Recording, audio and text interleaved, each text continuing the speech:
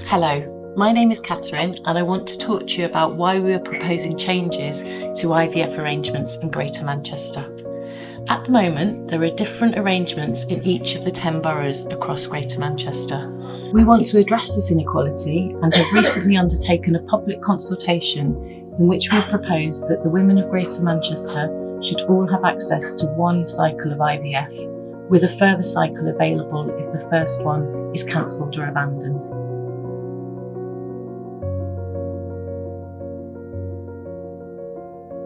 It's a long journey.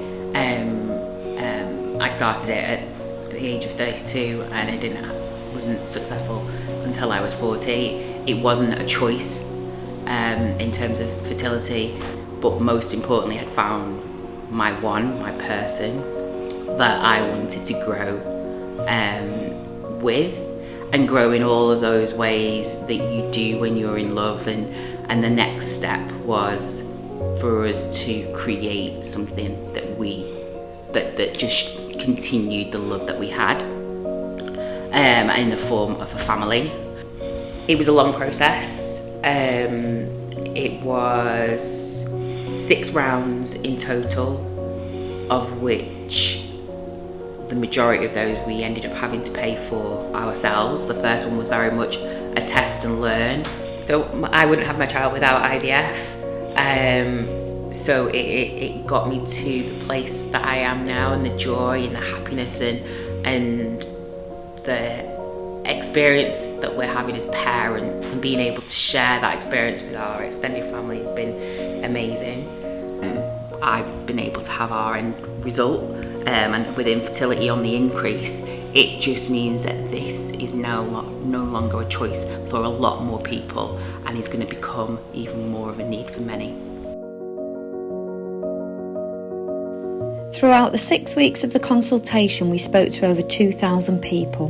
The engagement team were out and about in all 10 localities of Greater Manchester to gather feedback and encourage the public to give their views.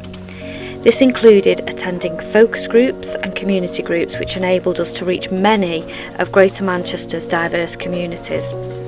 In addition, we also had a presence in a number of public places. I think if we look at standardising the IVF treatments across all of the borough, I think it would be, a good thing, and I think that it means that no borough is going to be at a disadvantage, and we're all at a level playing field to get the treatment and support that everybody should and deserve. I think in terms of the standardised approach of having one treatment, and then obviously if it gets cancelled, I propose to put another one in, but I do feel that 2 chances is going to be optimal for individuals, because sometimes it doesn't always work the first time, and it'll be unfair to just deny somebody that opportunity.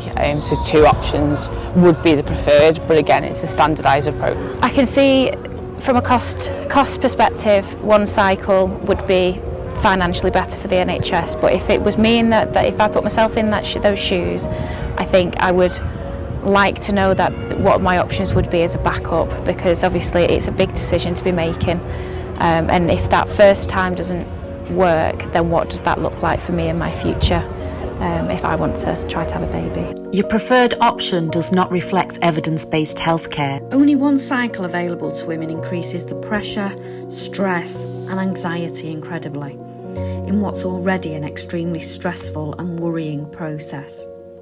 Fertility rate is decreasing in the UK, a rate now that cannot maintain a stable population. I think there would be greater impact on LGBTQ communities because straight couples have more chance to conceive naturally. Hi, I'm Rick, and I want to tell you what people told us part of the consultation. Most people strongly supported standardising the number of NHS funded IVF cycles across Greater Manchester, but where they did disagree was with the proposed number of 1+. This meant 1 cycle, an additional one should the first one be abandoned or cancelled. Many people also felt that the approach would actually increase health inequalities with some communities, including those from low-income households, same-sex couples, as well as those people with disabilities. There was also a concern that the policy could create a two-tier system, where only those able to pay for more cycles were able to afford to have a family. This is because privately funded treatment can be out of reach for many people due to the cost and push people into poverty. Many people were also concerned that any reduction could significantly impact a person's mental health and well-being, increasing their stress and anxiety, especially during the treatment process. Many people felt that should a reduction in the number of cycles be implemented, then those that have already been assessed and approved to start treatment should have their number of cycles honoured, depending on where they live.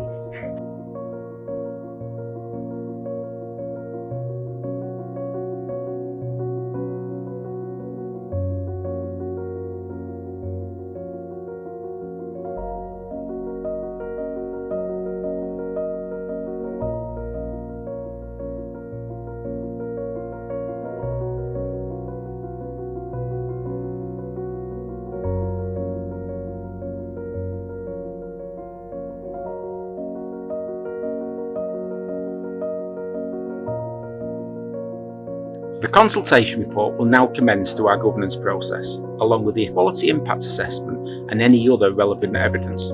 This is where the findings will be carefully considered. A report will then be presented at NHS Greater Manchester's board, who will make a final decision on the number of IVF funded cycles available across Greater Manchester.